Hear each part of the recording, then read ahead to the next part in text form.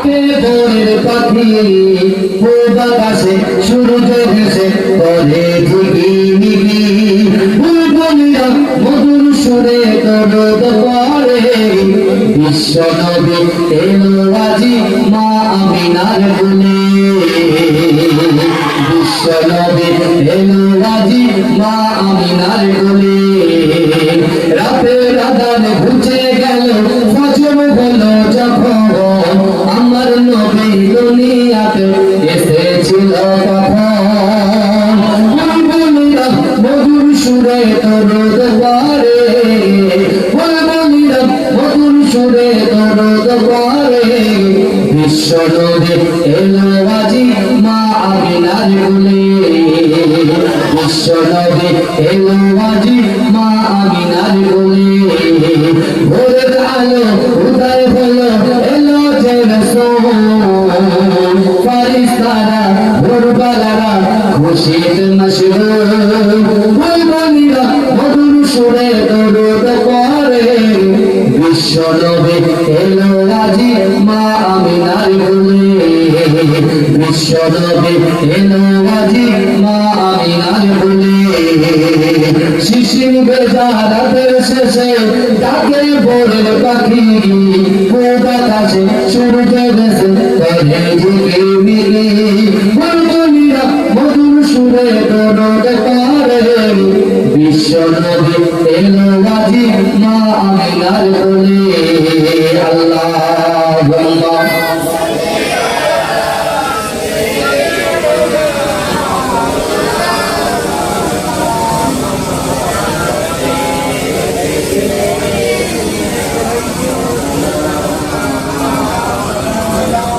আমার বাবাজিরা ভাইরা যে কথাটা আপনাদেরকে বলছিলাম আল্লাহ রাসূল বললেন নবীদের ভিতরে সবার আগে আমি রাসূলুল্লাহ আগে জান্নাতে যাব জোরে বলেন আর যত উম্মত আছে সেই সকলের উম্মতের আগে আমি রাসূলুল্লাহ আমার উম্মত আগে জান্নাতে যাবে জোরে বলেন এটা আমাদের জন্য সৌভাগ্যের ব্যাপার কি ব্যাপার না কথা বলেন বাবাজি আপনারা এখানে বসে আছেন আমি আপনাদের দিলের আল্লাহ বলে যাই বিশ্বাস করেন আল্লাহ পাক রব্বুল আলামিন মানুষের ড্রেসের দিকে তাকান না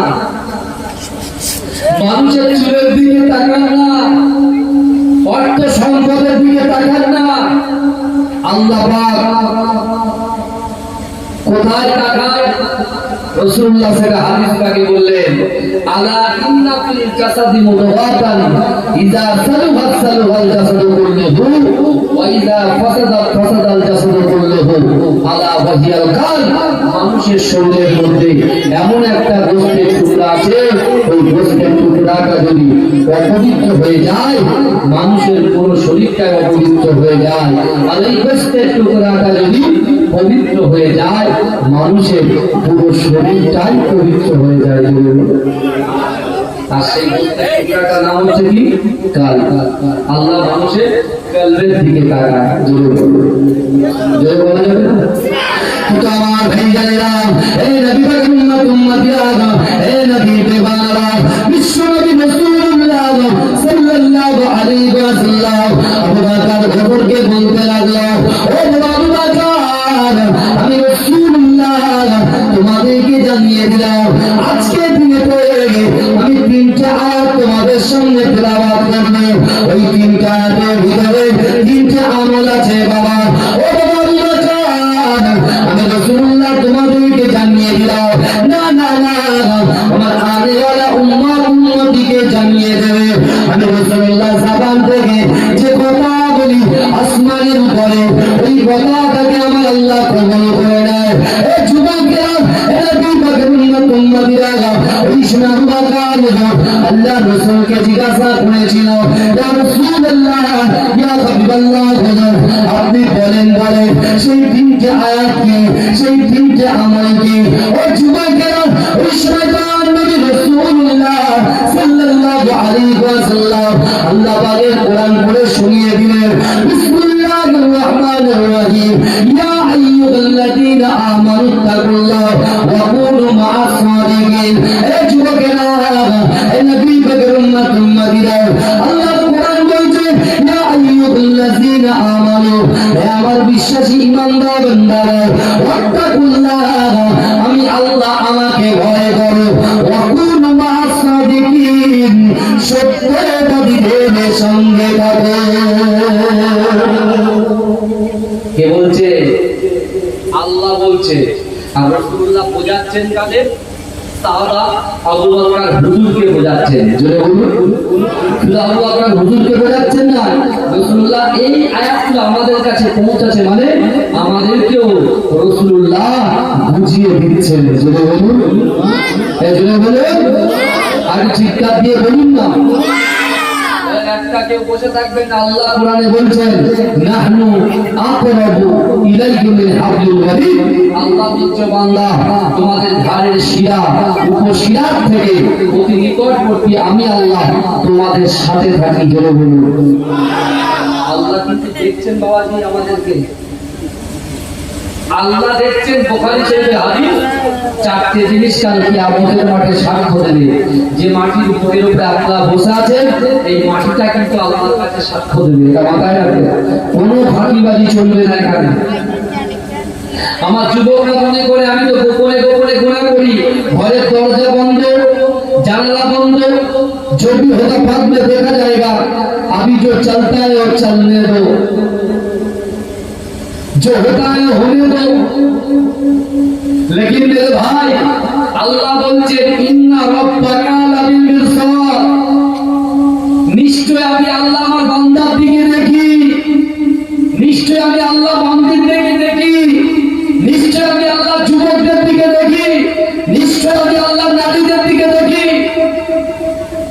পর্দা কার হুকুম? জোরে বলেন। এই পর্দা কার হুকুম? নামাজ কার হুকুম? রোজা কার হুকুম? পিতা মাতার মুহাব্বত কার হুকুম? তা হচ্ছে তো নাকি? না শুধু বলতা শুনে আবার এক বছর পরে এসে বসবো সব হয়ে যাবে? তাই কথা বলে না, কিছু দেবেন না। আল্লাহ বলছে আমি বান্দার দিকে দেখি। এই আপনার সেই পিছনে বাবাজি খুব সুন্দর চকচক করছে, একদম চেয়ারে বসে আছে, সাদা দাড়ি। আমার বাপটা যেন আমার দিকে তাকিয়ে আছে, আর আমি আমার নজরটা শুধু তার দিকেই যাচ্ছে, সবার দিকে যাচ্ছে, বেসিক্যালি তার দিকে যাচ্ছে, কারণ তিনি আমার দিকে দেখছেন, আমিও তার দিকে দেখছি। যুবকেরা, আল্লাহ পাক এই কোরআনের বিশেষ করে তাফসীরকারকরা এই কোরআনের ব্যাখ্যা দিতে গিয়ে বলছে, একটা শিকারী যখন শিকার করে, আল-মিরসাদের ব্যাখ্যা করতে গিয়ে তাফসীরকারকরা বলছে, আপনারা আমার থেকে শিক্ষিত সম্পন্ন ব্যক্তি এখানে বসে আছেন, আপনারা বলেন তো দেখি, একটা শিকারী যখন শিকার করে, সেই শিকারীটা সঙ্গে সঙ্গে শিকার ধরে না, তার দিকে তাকিয়ে থাকে। হ্যাঁ, তার দিকে তাকিয়ে থাকে। দেখেন, আপনি আমার দিকে তাকিয়ে আছেন, আমি আপনার দিকে তাকিয়ে আছি।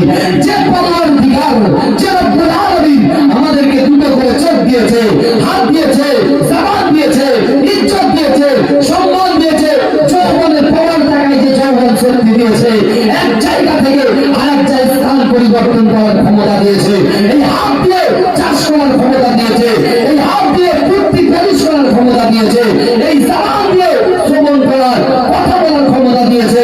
এই যুবকেরা, সেই আল্লাহ বলছে আমার বিশ্ব নবী বসিলায়, এবং তোমরা যেমন একটা মানুষ আর একটা মানুষ ফেস টু ফেস তাকিয়ে থাকো, আর আমি আল্লাহ পাক তোমাদেরকে জানিয়ে দিলাম। তাফসীরকারকরা বলছে, আল-মিরসাদের ব্যাখ্যা করতে গিয়ে একটা শিকারী যেমন শিকারের দিকে তাকিয়ে থাকে, একটা শিকারী যেমন শিকারের দিকে তাকিয়ে থাকে, তার থেকে কোটি কোটি কোটি কোটি কোটি কোটি গুণ বেশি আমার আল্লাহ তার বান্দা বান্দীদের দিকে তাকিয়ে থাকে। জোরে বলবেন না? সামনে কথা বলছে, পিছনে কথা কি বলছে তা আমার কান পর্যন্ত আসছে না। বাবাজি রাগ করছেন নাকি? পীরের আওলাদ এসেছি রাগ করছে? হ্যাঁ, আমার কথাগুলো শুনতে ভালো লাগছে তো নাকি? কথা বলেন না, ভালো করে বোঝে। আল্লাহ কিন্তু দেখছে, তাহলে হিসাব করে লটারি কাটবেন। আপনাদের এদিকে মানুষরা খুব ভালো, মাশাআল্লাহ। ওরে বাবারে, ডায়মন্ডের মানুষ আসলে ইলিশ খায়, বুঝতে পারছেন না? ওরা সব ভালো মানুষ, পাশেই নদী ভেটকি পায়, কাতলা পায়, বুঝতে পারছেন না? খেয়ে খেয়ে মোটামুটি ব্রেন সব সাফ হয়ে আছে ইলিশের তেল খেয়ে খেয়ে, বুঝতে পারছেন? আর অন্য অন্য জায়গায় যা চলছে ভাই নিউ টাউনে ভাই 1 কাঠা জমির দাম 1 কোটি, কি গরম, টাকার গরম, ইজ্জতের গরম, সম্মানের গরম। মৃত্যু যখন তোমার সামনে চলে আসবে কোন গরম, বলেন কোন গরম চলছে না, চলবে না, চলছে না, চলবে না। কি চলবে? ওই কবরে দিতে গেলে গাড়ি বাড়ি অর্থ সম্পদ ইজ্জত সম্মান কিছুই যাবে না, যাবে দুটো জিনিস, ঈমান আমল, ঈমান আমল, ঈমান আমল। জোরে বলুন না সুবহানাল্লাহ। আমার ভাই জানেরা, এ নবী উম্মতিরা, এ নবী দেওয়ানা, বিশ্ব নবী রাসূলুল্লাহ সাল্লাল্লাহু আলাইহি ওয়াসাল্লাম আবু বকর হুজুরকে বললেন, ও আবু বকর, আমি রাসূলুল্লাহ তোমাদেরকে জানিয়ে দিলাম, বিসমিল্লাহির রহমানির রহিম, কুল ইন কুনতুম তুহিব্বুনাল্লাহ ফাত্তাবিউনি ইউহিব্বুকুমুল্লাহ। এ যুবকেরা, এ নবী পাকের উম্মতিরা, আমার আল্লাহ তাআলা নবীকে বললেন, ও হাবিব আপনি জানিয়ে দেন যে আমি আল্লাহ আমাকে মহব্বত করতে চাই, আমাকে ইত্তিবা করতে চাই, আমাকে মহব্বত করার আগে, আমাকে ইত্তিবা করার আগে, ভালোবাসার আগে আপনাকে যেন মহব্বত করে, আপনাকে যেন ভালোবাসে। আর যারা আপনাকে মহব্বত করবে, ভালোবাসবে, লাভ করবে, প্যার করবে, আমি আল্লাহ পাক তাদের পিছনে গুনাহগুলোকে ধুয়ে মুছে সাফ করে দেব। বলুন না সুবহানাল্লাহ। রাসূল 3টা আমলের ভিতরে কটা বলে দিলেন? 2টো বলে দিলেন। আর কোরআন শরীফের 3য় নম্বর রাসূলুল্লাহ বলছেন, হে আমার সাহাবা আবু বকর, আকিমুস সালাত, আকিমুস সালাত, আকিমুস সালাত, আকিমুস সালাত, নামাজ, নামাজ, নামাজ। কি বললে? এবার রাসূল কত সুন্দর ব্যাখ্যা করছে, দেখেন। মুস্তাফা জান রহমান আমার রাসূল পাক ইমামুল হুদা কেমন করে ব্যাখ্যা করছে, দেখেন। রাসূলুল্লাহ বলতে, সাহাবারা, যার অন্তরের ভিতরে, যার কলিজার ভিতরে আল্লাহর ভয় থাকবে, যার কলিজার ভিতরে রাসূলুল্লাহর মহব্বত থাকবে, যার কলিজার ভিতরে, যার জিন্দেগির ভিতরে আকিমুস সালাত, নামাজ থাকবে। এই শুনছেন তো? আল্লাহ রাসূল বলে দিচ্ছে, বাবা আবু বকর, আমার যে উম্মতিদের ভিতরে আল্লাহর ভয় থাকবে, রাসূলুল্লাহর মহব্বত থাকবে, নামাজের প্রতি থাকবে, আর এই নামাজের প্রতিতে বসে তারা আল্লাহর ভয়, রাসূলুল্লাহর মহব্বত নিয়ে তাদের অন্তরের কথা, ইচ্ছার কথা, মনের কথা, উদ্দেশ্যের কথা, নিয়তের কথা, নিজের অন্তরের কথা যদি আল্লাহর সঙ্গে শেয়ার করতে পারে, এবং আল্লাহর কাছে আমি রাসূলুল্লাহ জানিয়ে দিলাম, আমি তো উম্মতের কান্ডারি, আমি তো উম্মতের সাফাতকারী, আমি রাসূলুল্লাহ ছাড়া কেউ উম্মতে জান্নাতে যেতে পারবে না। কিন্তু আমি রাসূলুল্লাহ তোমাদেরকে জানিয়ে দিলাম, বিশ্বাস করো, এই 3টে জিনিস যখন নারী পুরুষের ভিতরে যদি থাকে, আমি রাসূল বলছি, সেই নারীর দ্বারাই, সেই পুরুষের দ্বারাই, সেই যুবকের দ্বারাই, সেই যুবতীর দ্বারাই, তার দ্বারাই যেটা অসম্ভব, এই অসম্ভবকে আল্লাহ সম্ভব করে দেবে। যদি বলা যাবে না, অসম্ভবকে কি করে দেবে? সম্ভব করে দেবে।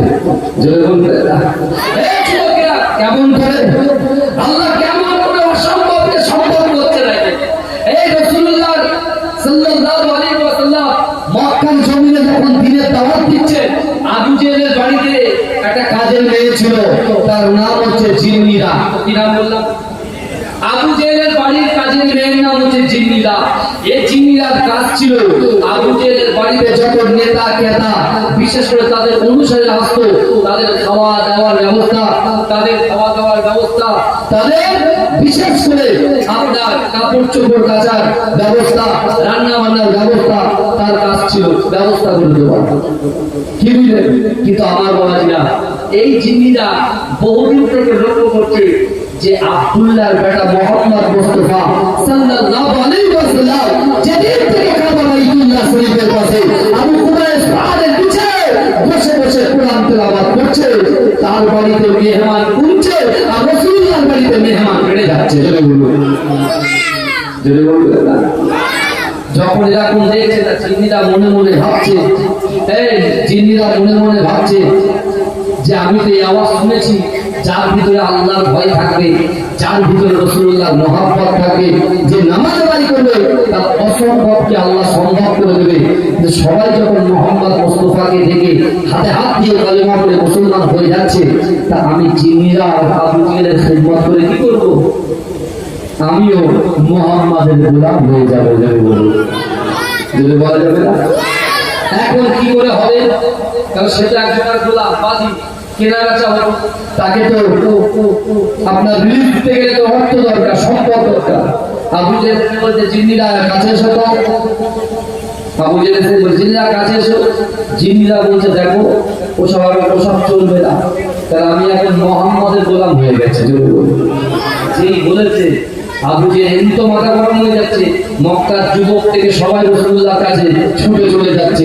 হ্যাঁ, ও জিন্নিরা যেই বলেছে আমি রাসূলুল্লাহর গোলাম হয়ে গেছি, সাইডে ছিল একটা বড় রড টাইপের, মাথায় জোরে মেরেছে, এত জোরে মাথায় আঘাত করেছে, জিন্নিরা চোখটা অন্ধ হয়ে গেছে।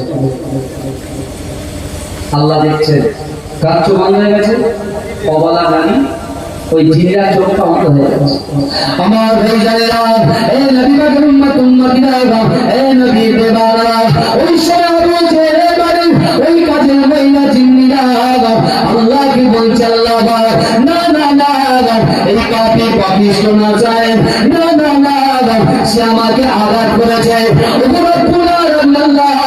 আমার বড় স্বপ্ন ছিল, আমার বড় আশা ছিল, আমার বড় আকাঙ্ক্ষা ছিল আব্দুল্লাহ বিন মুহাম্মদ রাসূলুল্লাহ সাল্লাল্লাহু আলাইহি ওয়াসাল্লামকে চামড়া চোখে দেখবো আর তার হাতে হাত দিয়ে কলেমা পড়ে মুসলমান হয়ে যাব।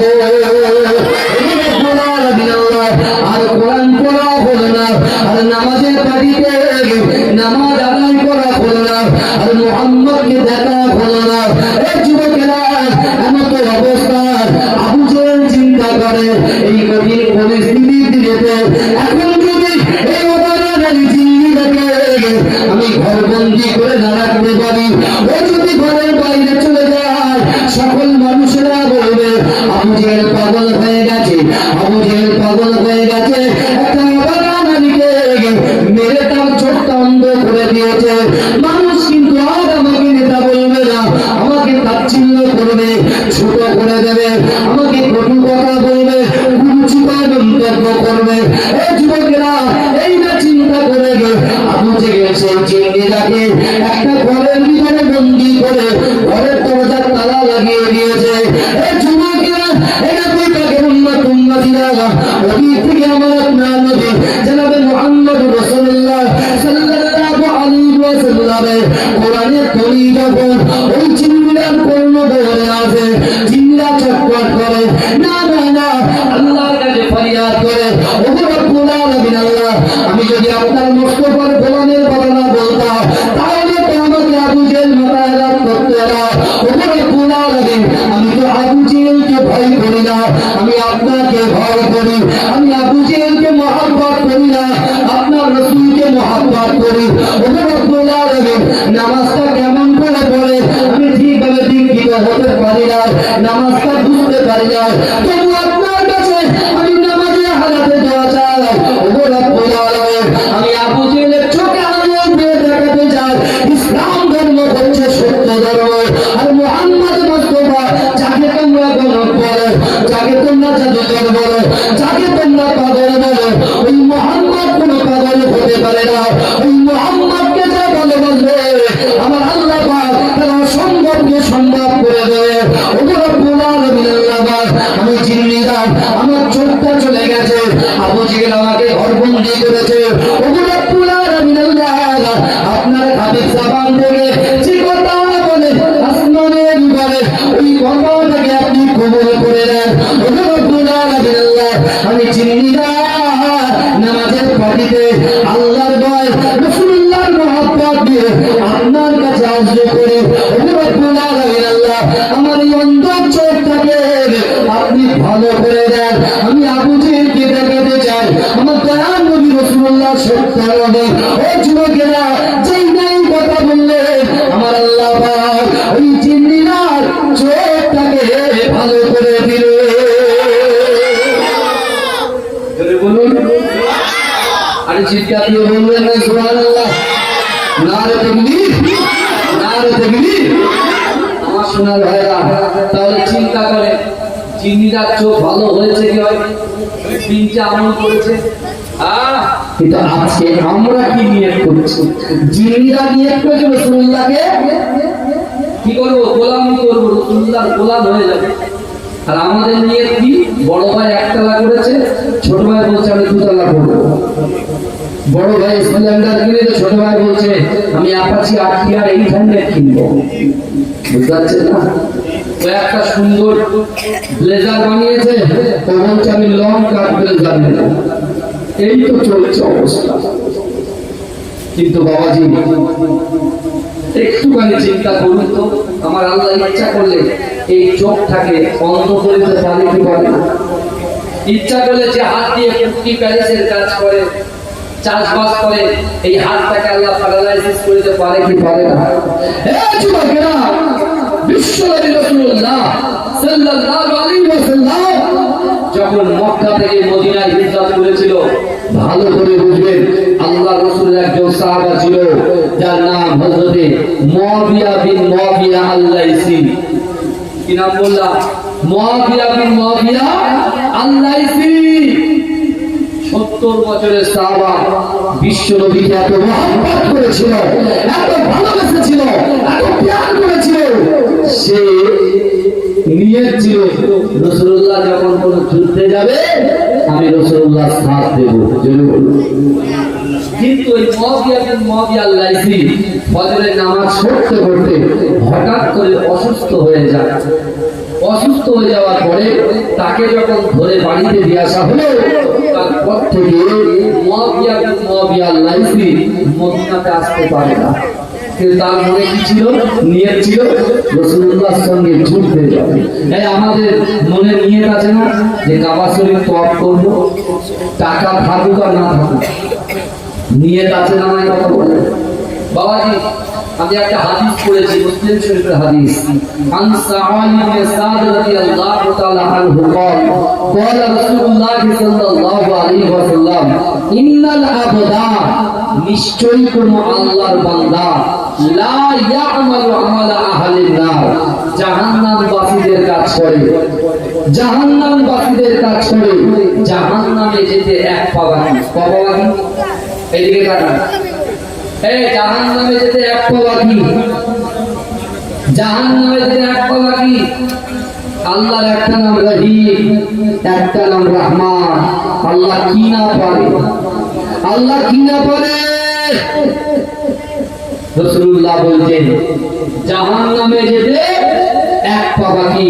ওই ব্যক্তির দ্বারাই, ওই যুবকের দ্বারাই, ওই নারীর দ্বারাই, ওই পুরুষের দ্বারাই আল্লাহ এমন একটা ভালো কাজ করিয়ে দেয়, তার ঠিকানাটা আর জান্নাত হয়ে যায়। যদি বলবেন না, আবার রাসূল বলছেন ইন্নাল আবদা লা ইয়ামালু আমালা আহলিন নার ওয়া আন্নাহু মিন আহলিল জান্নাহ ওয়া ইন্নামাল আমালা আহলিল জান্নাহ ওয়া আন্নাহু মিন আহলিন নার। রাসূলুল্লাহ বলছেন নিশ্চয়ই কোন আল্লাহর বান্দা জাহান্নামবাসীদের কাজ করে, জান্নাতবাসীদের কাজ করে, জান্নাতে যেতে এক পা বাকি, জান্নাতে যেতে এক পা বাকি। ওই ব্যক্তির দ্বারাই, ওই নারীর দ্বারাই, ওই পুরুষের দ্বারাই আল্লাহ এমন একটা কাজ করিয়ে দেয়, তার ঠিকানাটা জাহান্নাম হয়ে যায়। আজ বোঝেন, রাসূলুল্লাহ বলছে, রাসূলুল্লাহ মুখের কথা, জবানের কথা। তাহলে দেখুন, যার জান্নাতে যাওয়ার কথা সে যাচ্ছে জাহান্নামে, যার জাহান্নামে যাওয়ার কথা সে যাচ্ছে জান্নাতে। রাসূলুল্লাহ সাহাবা দাঁড়িয়ে গিয়ে বলছে ইয়া রাসূলুল্লাহ, কারণ কি? আমার ভাইজানেরা, এই নবী পাকের উম্মত, উম্মতিরা, এই নবীর দেওয়ানা বিশ্বনবী রাসূলুল্লাহ সাল্লাল্লাহু আলাইহি ওয়াসাল্লাম ওই সময় সাহাবাদেরকে বলেছিলেন, আমার সাহাবারা, আমি রাসূলুল্লাহ তোমাদেরকে জানিয়ে দিলাম, না না না, জান্নাতে যাওয়ার কথা সে যাচ্ছে জাহান্নামে, জাহান্নামে যাওয়ার কথা সে যাচ্ছে জান্নাতে। ও আমার সাহাবারা, আমি রাসূলুল্লাহ জানিয়ে দিলাম ইন্নামাল আমালু বিল খাওয়াতির, প্রত্যেকটা জিনিস নিয়তের উপরে নির্ভরশীল। জোরে হবে না সুবহানাল্লাহ? জোরে হবে না সুবহানাল্লাহ? প্রত্যেকটা জিনিস নিয়তের উপরে নির্ভরশীল। আপনি যেমন নিয়ত করবেন আল্লাহ ফল দেবেন। আর নিয়তের ভিতরে থাকতে হবে আল্লাহর ভয়, রাসূলুল্লাহর মহব্বত আর আকিমুস সালাত। ঠিকঠাক যদি করতে পারেন আজকে আপনাদেরকে আমি আল্লাহ সোনা পরিয়ে দেবে। আসমানি বালা আসমানে তুলে দেবে, জমিনে বালা জমিনে দাফন করে দেবে। মুআবিয়া বিন মুআবিয়া লাইসি আল্লাহ রাসূল এত মহব্বত করেছিল, তার নিয়ত ছিল আমি যুদ্ধের ময়দানে যাব, আর সেই যুদ্ধের ময়দানে যুদ্ধ করতে করতে শহীদ হব। রাসূল আমার জানাজা ইমাম হবে, রাসূল নিজে হাতে আমাকে কবরস্থ করবে। যদি বলুন না সুবহানাল্লাহ। আল্লাহ রাসূল তাবুকে যুদ্ধে যাবে। আল্লাহ রাসূল যখন এলান করলেন কে আছো এ আমার সাহাবারা, কে আছো? আমি রাসূলুল্লাহ, আমার সঙ্গে তাবুকে যুদ্ধে যাবে। আর রাসূলুল্লাহ সাহাবারা, রাসূলুল্লাহ বলতে যাও কাজে চলে যাও, নামাজ হয়ে গেছে, আলোচনা শোনা হয়ে গেছে, এবার কাজে যাও, স্ত্রীকে একটু টাইম দাও, সন্তানদেরকে একটু টাইম দাও। সাহাবারা আল্লাহ রাসূলকে এত মহব্বত করতো, লুকিয়ে লুকিয়ে রাসূলুল্লাহর বাড়ির পিছনে চুপচাপ লুকিয়ে থাকতো। কেন বলেন তো? যে কখন রাসূলুল্লাহ ডাক দেবে, রাসূল একা চলে যাবে, আর আমরা রাসূলুল্লাহর সাথে যেতে পারবো না। বুঝতে পারছেন? এজন্য সুবহানাল্লাহ।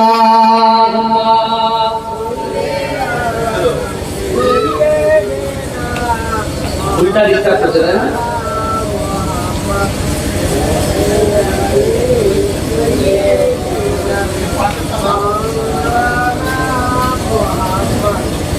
গড়েছ তুমি এই পৃথিবী জাহান, আল্লাহ মহান তিনি, আল্লাহ মহান। জোরে হবে না সুবহানাল্লাহ? জোরে হবে না সুবহানাল্লাহ? নারে তাকবীর, নারে তাকবীর। গড়েছ তুমি এই পৃথিবী জাহান, আল্লাহ মহান তিনি, আল্লাহ মহান, আল্লাহ মহান তিনি, আল্লাহ মহান, আল্লাহ মহান তিনি, আল্লাহ মহান। তুমি হাসাও, তুমি কাঁদাও, অন্ধ গোপালকে রিজিক যোগাও, করলে হাহাকার তৃষ্ণা পিপাসার, মিষ্টি পানিতে প্রাণটা ভেজায়, হয়নি হবে না তোমার সমান। আল্লাহ মহান তিনি, আল্লাহ মহান, আল্লাহ মহান তিনি, আল্লাহ মহান, আল্লাহ মহান তিনি, আল্লাহ মহান। সূর্য তেরে পূর্ব আকাশে, জ্যোৎস্না ছড়াই চাঁদ রাত্রি আকাশে। সূর্য তেরে পূর্ব আকাশে, জ্যোৎস্না ছড়াই চাঁদ রাত্রি আকাশে। অশান্ত মন শান্ত হয়ে যায় তোমারই দেওয়া বৃষ্টি বাতাসে, হয়নি হবে না তোমার সমান। আল্লাহ মহান তিনি, আল্লাহ মহান, আল্লাহ মহান তিনি, আল্লাহ মহান, আল্লাহ মহান তিনি, আল্লাহ মহান, আল্লাহ মহান তিনি, আল্লাহ মহান। তুমি বাঁচাও, তুমি মরণ দাও, পড়লে বিমারে তুমি শেফা দাও। তুমি বাঁচাও, তুমি মরণ দাও, পড়লে বিমারে তুমি শেফা দাও। ধনী গরিব হয় তব ইশারায়, ধনী গরিব হয় যদি তুমি চাও, হয়নি হবে না তোমার সমান। আল্লাহ মহান তিনি, আল্লাহ মহান, আল্লাহ মহান তিনি, আল্লাহ মহান, আল্লাহ মহান তিনি, আল্লাহ মহান। গড়েছ তুমি এই পৃথিবী জাহান, আল্লাহ মহান তিনি, আল্লাহ মহান। আল্লাহুম্মা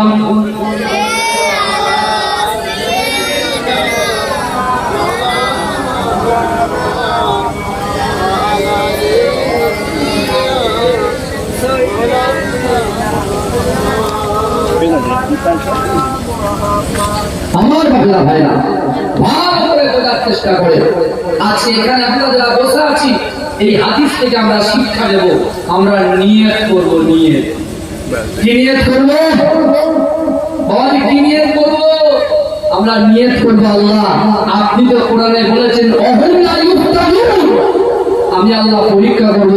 আল্লাহ যৌবন শক্তি দিয়েছে, সেই যৌবনের কারণে কোরআন থেকে দূরে সরে গেছি, হাদিস থেকে দূরে সরে গেছি, নামাজ থেকে দূরে সরে গেছি, পিতামাতার মহব্বত থেকে দূরে সরে গেছি, দুনিয়ার লোভ লালসা রক্ত সম্পদের পিছনে ছুটতে ছুটতে রাসূলুল্লাহর মহব্বত থেকে অনেকটা দূরে চলে গেছি। আল্লাহ আর নয়, আর নয়, আল্লাহ আপনি আমাদের জীবন পরিবর্তন করবেন।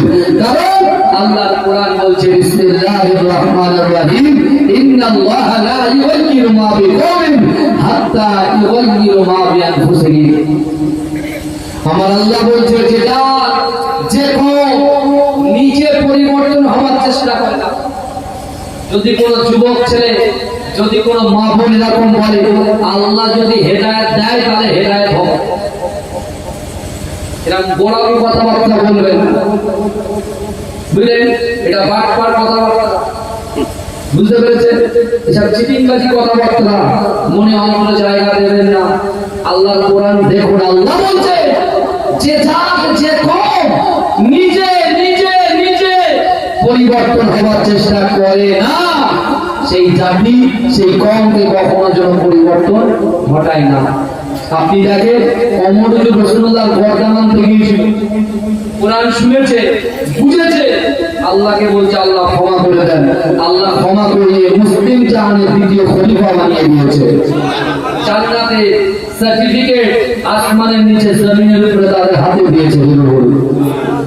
তাহলে নিজে আগে নিয়ে স্কুল ভাবুন যে আল্লাহ দেওয়া রিজিক একবেলা খাচ্ছি না, চার বেলা খাচ্ছি, ব্রেকফাস্টে খাচ্ছেন, লাঞ্চ টাইমে খাচ্ছেন, দুপুরে বিকেলে খাচ্ছেন, আবার নাইটে ডিনারে খাচ্ছেন।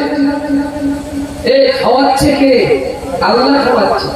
এক জায়গা থেকে আরেক জায়গায় মশান করতে মোস্তানি করতে যাচ্ছি, এই ক্ষমতা দিচ্ছে কে? আল্লাহ দিচ্ছে। এক্ষুনি যদি আমার আপনার অক্সিজেনের প্রবলেম হয়, এক্ষুনি আমাকে ডাইমন্ড হামলার হসপিটালে ভর্তি করবে। হসপিটালে ভর্তি করার সাথে সাথে বলবে আগে 10,000 ঘন্টা মারো, তারপর অক্সিজেন দেওয়া হবে। তোমার অক্সিজেনের দাম হবে 10,000 টাকা। তুমি তোমার মায়ের পেট থেকে শুরু করে আজকে আমার 32 বছর বয়স, এই 32 বছর বয়সে যতবার নিঃশ্বাস নিয়েছি, যতবার অক্সিজেন নিয়েছি, আল্লাহ কি একটা টাকা আমাদের কাছে দাবি করেছে? এই কথা বলে ভাববেন না। গাড়ি কেনার কথা ভাবছেন, ডায়মন্ড হাজার আইলাভ কি আইলাভ ডায়মন্ড হাজার লিখেছেন? এই কি লেখা বল না? হ্যাঁ আইলাভ এখন বাজে লাভ লাভ লাভ লাভ লাভ, কোন লাভের কথা চিন্তা করছে, কিন্তু ওই লাভটা হবে বিশ্বনবী মুস্তাফার মহব্বতের লাভ। জোরে বলুন, এই জোরে বললেন না? যেটা মুআবিয়া বিন নওয়াবি আল্লাহ ইসের ভিতরে ছিল, সে নিয়ত করেছে আল্লাহ আপনি আমার শরীরে শক্তি দেবেন, রাসূলুল্লাহর সঙ্গে যুদ্ধ করতে যাব। কিন্তু আল্লাহ যেটা করে ভালোর জন্য করে, তাই না? মেনে নিতে হবে। রাসূলুল্লাহ যখন বলেছে কে তাবুকে যুদ্ধে যাবে, হ্যাঁ বিশ্বনবী রাসূলুল্লাহর ওই সাহাবা আল্লাহ সিদ্ধান্ত করে যখন কথাটা গেল ছটফট করছে, সঙ্গে সঙ্গে চিঠি লিখছে, এই চিঠি লেখাচ্ছে, চিঠিটা রাসূলুল্লাহর দরবারে পৌঁছে দেবে, একজনের হাতে তুলে দেবে। বিশ্বনবী ফজরের নামাজ পড়াচ্ছে, ফজরের নামাজ শেষ, আল্লাহ রাসূলের হাতে চিঠিখানা চলে আসলো। এই শুনছে আমার ভাইয়েরা, এই নবী পাকের উম্মত উম্মতিরা, একটু ভালো করে বোঝার চেষ্টা করেন। আমার আপনার নবী তো নবী, এই মুআবিয়া বিন মুআবিয়া আল্লাহ এই চিঠিখানা হবে, আমার নবী রাসূলুল্লাহ চিঠির দিকে তাকিয়ে আছে, আর আজান হয়ে চর্চা চর্চা করে কাঁদে। এই যুবকেরা আল্লাহ রাসূলের কান্না দেখে আল্লাহ রাসূলের মহব্বতের সাহাবারা আল্লাহ রাসূলকে প্রশ্ন করেছিল, ইয়া রাসূলুল্লাহ, ইয়া হাবিবাল্লাহ, বলো আপনি এই চিঠিখানা দেখে কেন এমন করে জর্জর করে গেলেন? এই যুবকেরা বিশ্বনবী রাসূলুল্লাহ ওই বেলালকে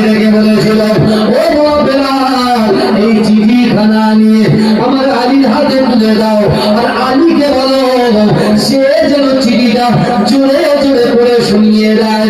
এই যুবকেরা আমার দয়াল নবী রাসূলুল্লাহর হাত থেকে হযরত বিলাল হুজুর আমার দয়াল নবীর চিঠিখানা নিয়ে আলী হুজুরের হাতে তুলে দিলে। এই যুবকেরা আলী হুজুর যখন চিঠিখানা পড়ে তার চোখ দিয়ে ঝরঝর ঝরঝর করে পানি পড়ে।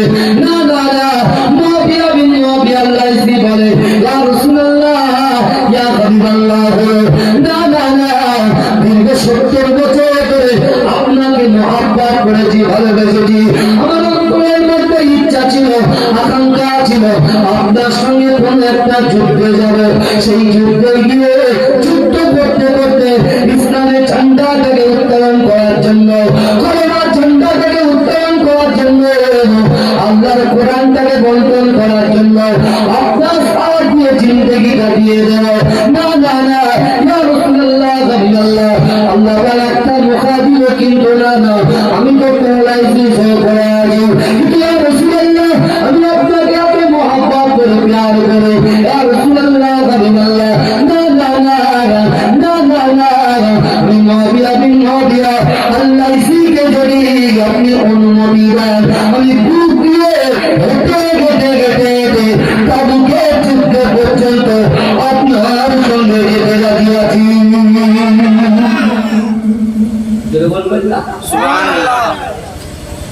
মুআবিয়া বিন মুআবিয়া বলছে, ইয়া রাসূলুল্লাহ আমার কলিজার ভিতরে আপনার মহব্বত এতটাই আছে, আপনি যদি আমাকে অনুমতি দেন, আমি হাঁটতে পারি না তো কি হয়েছে, আমি বুক দিয়ে হিচড়ে হিচড়ে আপনার ওই কাফেলার সঙ্গে তাবুকে যুদ্ধে গিয়ে জীবন দিতে রাজি আছি। জোরে বলুন সুবহানাল্লাহ। আল্লাহ রাসূল এত খুশি হয়ে গেলেন, বিলাল হুজুরকে বলছে, বাবা বিলাল যাও আমার মুআবিয়া বিন মুআবিয়া আল-লাইসিকে একটু সুসংবাদ দিয়েছো, তার মধ্যে একটু শান্তি করে দিয়েছো, কারণ যাও বন্ধু হাবিবুল্লাহ বলেছে, আল্লাহর বন্ধু বলেছে, তুমি বাড়ি শুয়ে থাকবে আর আমার সাহাবারা তাবুকে যুদ্ধ করতে যাবে, কিন্তু বিশ্বাস করো আমি রাসূলুল্লাহ জানিয়ে দিলাম, বাড়িতে শুয়ে শুয়ে যুদ্ধ করতে না গিয়ে যুদ্ধের সওয়াব আর আল্লাহ তোমার মনের আশা আকাঙ্ক্ষা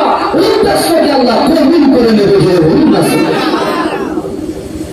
বিলাল হুজুর ছুটতে লেগেছে, ছুটে ছুটে ছুটে ছুটে মুআবিয়ার কাছে গিয়েছে। মুআবিয়া বিন মুআবিয়া আল-লাইসি চোখ দিয়ে ঝরঝর করে পানি পড়ছে।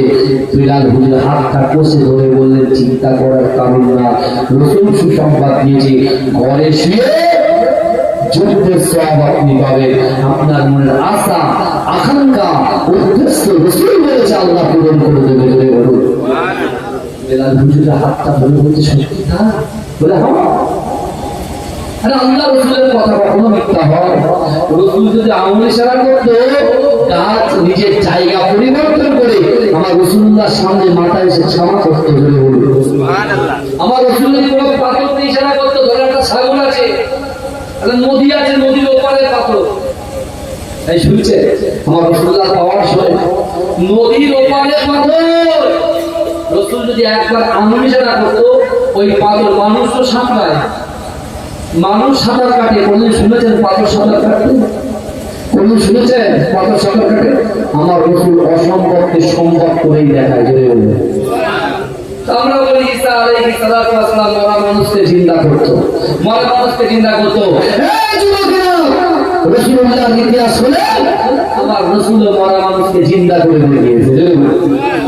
কিন্তু ঈসা আলাইহিস সালাতু ওয়াস সালাম মরা মানুষকে চিন্তা করতো, আবার ওই মানুষটা আবার সঙ্গে সঙ্গে ইন্তেকাল হয়ে যেত, আর রাসূল তাকে একবার চিন্তা করে দিত, আল্লাহ তাকে ওলি বানিয়ে দিত। সেই রাসূলের উম্মত আমরা, পরিবর্তন হবে না। 24 ঘন্টায় ফেসবুক দেখছেন 5 ঘন্টা, ইউটিউব দেখছেন 3 ঘন্টা, 8 ঘন্টা সময় শেষ, উসপিস করতে 12 ঘন্টা শেষ। কিন্তু এই যুবক সে আল্লাহর জন্য 1টা ঘন্টা টাইম বার করতে পারবে না।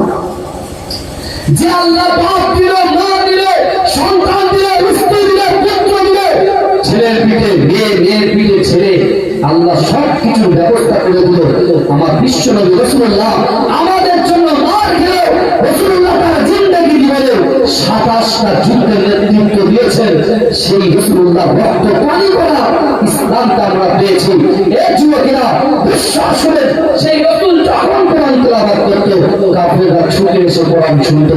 আর আজকে দুনিয়ার মনে পড়ে শয়তানের প্ররোচনায় পড়ে আজকে মসজিদ ভালো লাগে না, মাদ্রাসা ভালো লাগে না, খানকা ভালো লাগে না, আর জুম্মার দিনের নামাজটাও পড়তে আমাদের অনেকের ভালো লাগে না। যদি বা যায় দূরে কাজ পড়েই পাওয়া। আপনাদের এখানে সব আপনার পুরো নামাজটা পড়ে যায়, তাই না? বাবাজি একটু কথা বলে। কিন্তু আমার ভাইজানেরা, এই নবী পাক উম্মতেরা, এই নবীর বেবানরা, আল্লাহর কোরআন বলছে বান্দা বিসমিল্লাহির রহমানির রহিম ওয়াসারিউ ইলা মাগফিরাতিন মির রাব্বিকুম ওয়া জান্নাতিন আরদুহাস সামাওয়াতু ওয়াল আরদ ওয়া ইদ্দাতুল লিল মুত্তাকিন। এই যুবকেরা, এই আমার মায়েরা বোনেরা, একটু ভালো করে বোঝার চেষ্টা করেন বাবা। আল্লাহর কোরআন বলছে বান্দা ওয়াসারিউ ইলা মাগফিরাতিন মির রাব্বিকুম, তোমরা অতি দ্রুত অগ্রসর হও, তোমরা অতি দ্রুত প্রতিযোগিতা করো আমি আল্লাহ পাক আমার ক্ষমার দিকে। কি বলছে?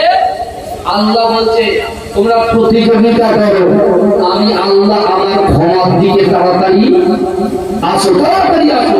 কারণ যেমন একটা মোমবাতি জ্বালিয়ে দিলে কিছুক্ষণ পরে নিশ্চিন্ন হয়ে যায়, ঠিক সেরকম ভাবে দিন যত এগিয়ে যায় হায়াত তত ফুরিয়ে যায়, মৃত্যুর সন্নিকটে। আমি মনে করছি আমার ছেলের কি হবে, আমার মেয়ের কি হবে। আপনি সাহেবের নেতা, আপনার উপরে আল্লাহ হজ খরচ করেছে, আপনি বলছে আমার বড় ছেলেটার বিয়ে দেবো, মেয়ে ছেলেটার বিয়ে দেবো, ছোট মেয়েটার বিয়ে দিয়ে তারপর যাও। বড় ছেলের বিয়ে দিতে দিতেই আপনার শরীর শেষ। আপনি কি করলেন? হক নষ্ট করে ফেললেন। হ্যাঁ, এই যুবকেরা ভালো করে বলে, ফরজ ইবাদত যেটা আপনার জন্য নির্ধারিত করা আছে, জানাজা নামাজ ধরে আপনাদের গ্রামের নাম কি বাজি? সাতমনিশা। এই সাতমনিশা একজন ভাই পারুলিয়াতে একজন ইন্তেকাল করেছে, তার জানাজা নামাজে গেছে। ভালো করে বলবেন, সাতমনিশা থেকে একজন গেছে কোথায়? পারুলিয়ায় জানাজা নামাজ পড়তে। ওই একটা সাতমনিশার ছেলে পারুলিয়ায় জানাজা নামাজে অংশগ্রহণ করার জন্য পুরো গ্রামের হক আদায় হয়ে যায়। কিন্তু আপনি যদি বলেন যে না, ফরজ নামাজটা ভাই 10,000 টাকা দিচ্ছেন, পড়ে দিস 5 ভাই, হবে? বলে হবে? হবে। আপনার নামাজ আপনাকে নিতে হবে। আপনি বলছেন হুজুর 4টে ছেলে সেই গায়ন আমরা ওপারে গিয়ে সেই আপনার হলদিয়া বোর্ডে গিয়ে হলদিয়ায় গিয়ে সেখান থেকে ইনকাম করতে আস্তে আস্তে নামাজ ছায়া হয়ে যাচ্ছে, কি হবে? আল্লাহ রাসূল সাহাবাদেরকে একদিন বোঝাচ্ছে, রে সাহাবারা, তুমি তোমার ছেলে মেয়ে অর্থ সম্পত্তির কথা চিন্তা করছো, তুমি একবার কবরের কথা ভাববে না? কবরের কথা চিন্তা করবে না?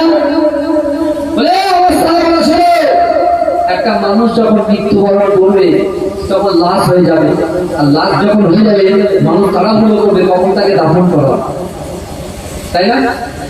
তাকে গোসল করিয়ে তাড়াতাড়ি কাফন করিয়ে একটা ইমাম সাহেবকে ডেকে তার জানাজা নামাজ পড়িয়ে তার খাটিয়াটা নিয়ে কবর বয়ে করিয়ে যাবে। রাসূলুল্লাহ বলছে, তোমরা কি জানো, এ আমার সাহাবারা শুনো, ওই যে লাশটাকে কবর পর্যন্ত নিয়ে যাচ্ছে, ওই লাশটার কবর পর্যন্ত যে যাবে, ওই লাশের পিছন পিছন 3টে জিনিস যাবে। কটা জিনিস যাবে? এই কথা বলে কটা যাবে? 3টে জিনিস। আমার পিছন পিছন 3টে জিনিস যাবে। এখানে যারা বসে আছে, পর্দার ভিতরে আমার মা বোনেরা বসে আছে, সকলে পিছন পিছন কটা জিনিস যাবে? 3টে জিনিস। আল্লাহ রাসূলের সাহাবারা জিজ্ঞাসা করলেন, ইয়া রাসূলুল্লাহ, সেই 3টে জিনিস কি? রাসূলুল্লাহ প্রথমেই বললেন, এই কবরে সর্বপ্রথমে যাবে তোমার সন্তান, তোমার পরিবার, তোমার বন্ধুরা, ওই কবর পর্যন্ত পিছন পিছন যাবে, কাঁদতে কাঁদতে কাঁদতে কাঁদতে, বুঝতে পেরেছে? দ্বিতীয় যে জিনিসটা যাবে সেটা কি? তোমাদের অর্থ সম্পত্তি যা তোমরা 70 বছর 80 বছর 50 বছর যা গচ্ছিত করেছো, একটা করেছো, ওই সম্পত্তি ওই লাশের পিছন পিছন কবর পর্যন্ত যাবে। কি বললেন? আল্লাহ রাসূল বলছেন, বিশ্বনবী বললেন, এই আমার আবার তৃতীয় নম্বর, তোমরা যা ইবাদত বান্দাগি করেছো, যা আমল করেছো, এই আমলটা পিছন কবর পর্যন্ত যাবে। কিন্তু আমার ভাইজানেরা, এ নবী পাকের উম্মতুল নবীরা, এ নবী দেওয়ানেরা, বিশ্বনবী রাসূলুল্লাহ বললেন, ওয়া আমার সাহাবারা, মিনহা খালাকনাকুম ওয়া ফিহা নুঈদুকুম ওয়া মিনহা নুখরিজুকুম তারাতান উখরা বলে তিন মুঠো মাটি যখন বুকে চাপিয়ে দেওয়া হয়, না না না, ওই অন্ধকার কবরে, ওই সাপ বিচ্ছুর কবরে, পোকামাকড়ের কবরে তোমাকে একা একা রেখে যে সন্তানের জন্য সময় নষ্ট করেছ, যে সন্তানের জন্য সম্পত্তি ব্যবসা বাণিজ্যের দিকে মন দিয়েছ, ওই সন্তান তোমার কবরে একা রেখে একা একা বাড়ি চলে আসবে। না না না, ওই সন্তান যখন বাড়িতে আসবে, ওই সন্তান যখন হেঁটে গেটে গেটে গেটে বাড়ির দিকে রওনা হবে, তুমি কিন্তু তার পায়ের আওয়াজ শুনতে পাবে, তুমি জোরে জোরে চিৎকার দিয়ে বলবে, এ আমার ছেলে, এ আমার সোনা পাখি, তুমি কেন আমাকে অন্ধকার কবরে রেখে যাও? সে তোমার কথায় কর্ণপাত করবে না। না না না, দ্বিতীয় নম্বর কথা, তুমি যে অর্থ সম্পত্তি হত্যা করেছ, যে ধন সম্পদ গচ্ছিত করেছ, ওই ধন সম্পত্তিটা তোমাকে অন্ধকার কবরে রেখে তোমার সন্তানের পিছন পিছন বাড়িতে চলে আসবে। কিন্তু না না না, যখন তোমার বেকার কেউ থাকবে না, বন্ধু থাকবে না, মা থাকবে না, বাপ থাকবে না, কেউ থাকবে না, ওই অন্ধকার কবরে তুমি যে নামাজ আদায় করেছ, আল্লাহ রসুলের কথাগুলোকে মান্যতা দিয়ে, আল্লাহর কোরআনের কথাগুলোকে মান্যতা দিয়ে, তোমরা যারা এমন আমল করেছ, তোমরা যারা নিয়ত করেছ, তোমরা যারা আমল করেছ, ইবাদত বন্দেগী করেছ, অসহায় মানুষদের পাশে দাঁড়িয়েছ, এতিম দুস্থ মানুষের পাশে দাঁড়িয়েছ, পিতামাতাকে মহব্বত করেছ, বড়দেরকে সম্মান করেছ, ছোটদেরকে স্নেহ করেছ, রাসূলের কথা অনুযায়ী চলেছ, হুকুকুল্লাহ আল্লাহর হক, হুকুকুল ইবাদ বান্দার হক, কোন করে তোমরা যারা আদায় করেছ, আমি আল্লাহ পাক এই ইবাদতগুলোকে কবুল করে আমলে পরিণত করে দিয়েছি। তোমার এই কবরে, অন্ধকার কবরে তোমার সন্তান ছেড়ে চলে আসবে, তোমার অর্থ সম্পত্তি ছেড়ে চলে আসবে, কিন্তু না না না, তোমার বাঁচানোর জন্য ঢাল ছেড়ে ওই কবরের ভিতরে তোমার কাছে তোমার আমল দাঁড়িয়ে যাবে। বলুন, চিৎকার দিয়ে বলুন, নারী দেখবি আমল দাঁড়িয়ে আমল। এখন শরীরে শক্তি আছে বলে মসজিদ ভালো লাগে না, মাদ্রাসা ভালো লাগে না, পিতা মাতাকে ভালো লাগে না। যখন শরীরটা খারাপ হবে, তখন মায়ের কথা মনে পড়বে, বাপের কথা মনে পড়বে, স্ত্রীর কথা মনে পড়বে, স্বামীর কথা মনে পড়বে। তাই আপনাদের ফিরে আল্লাহ বলে যায়, বিশ্বাস করো, নিজের জীবনে যা কুরুচিকর খারাপ ভাবনা চিন্তা ভাবনা আছে, নিজের ভিতরে যা খারাপই আছে, সেগুলোকে ডিলিট করুন, সেগুলোকে নির্দান করুন, পরিষ্কার করে ইহদিনাস সিরাতাল মুস্তাকিমের রাস্তা ভালো করে ধরুন। যদি আপনি ইহদিনাস সিরাতাল মুস্তাকিমের রাস্তাটা ধরে চলতে পারেন, বিশ্বাস করে ওই রাস্তায় উঠবেন, সোজা জান্নাতে চলে যাবেন। জোরে বলুন, জোরে বলা যাবে না। আমার সোনার ভাইরা,